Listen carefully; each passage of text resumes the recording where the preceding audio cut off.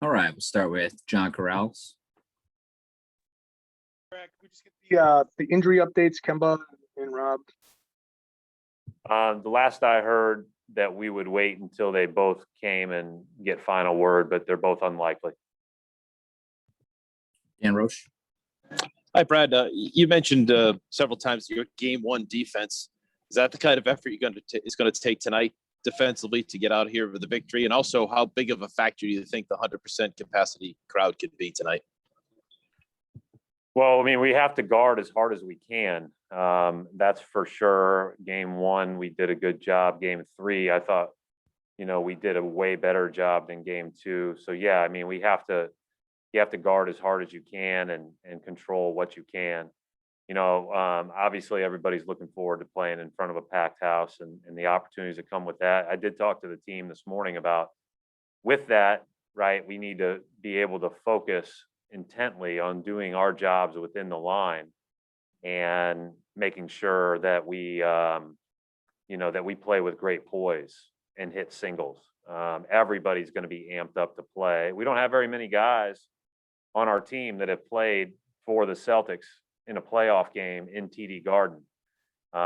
It's a really cool thing for these first and second year players, especially the second year players who were in the bubble and think that's the playoffs. And so they were at the time, but it's great to be back to normal. It's great to expect the full house. And that will be a different experience for all of those guys. And I know they're really looking forward to it, but I think it's really important that we are able to focus well and play with great poise, through that. Mark Murphy. Hey, Brad, just back on Kemba for a moment. When did he actually injure the knee? So there was a moment, I don't know what the exact moment was, but he said he felt it in game two. Had 3 days off in between game two and game three, but was really sore. He has his typical knee work that he does in between each day and each game. And then, the bone bruise on top of that. And then was more sore after Friday's game than he was even before that. Felt good enough to play. Didn't feel very good yesterday. Was hoping that would dissipate today and didn't feel much better this morning. So is this more the issue he's been treating all season, or is it the bone bruise? I don't know. It's probably a combination of them, Mark, but he's sore. Like he's really like he's dying to play.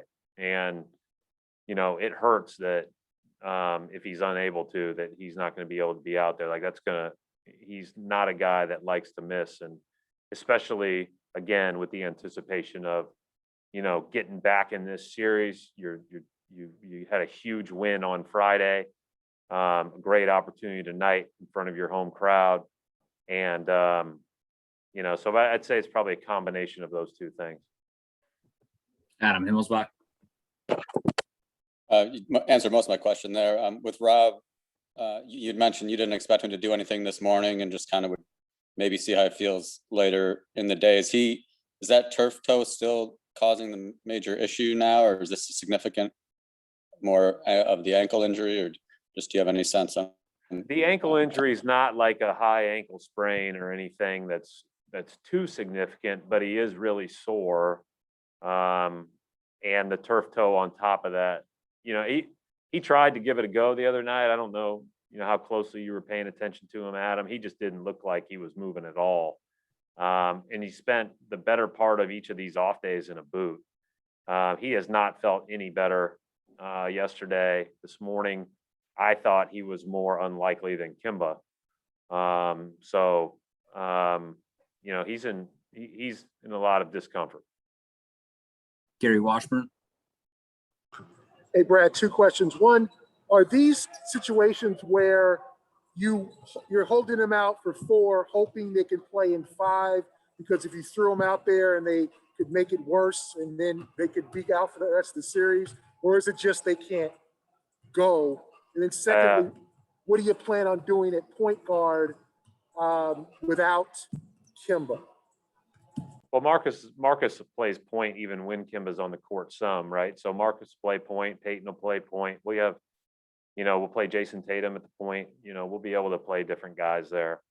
Obviously, nobody necessarily does exactly what Kemba does, and so, but you play to your strengths, and you do, you replace what he brings to the table with several different guys doing their stuff well and getting more opportunity to do theirs. And then no, this is just, they both really wanted to play. They've been in constant contact with our trainers. There's no like, no, let's see how they are. We're just trying to have them available. And so they're both bummed, and but no, there's no other thought than that. We're just trying to get guys back as fast as possible, but making sure that we're responsible to their health as our priority first and foremost. All right, we'll wrap it up right there. Thanks, Coach.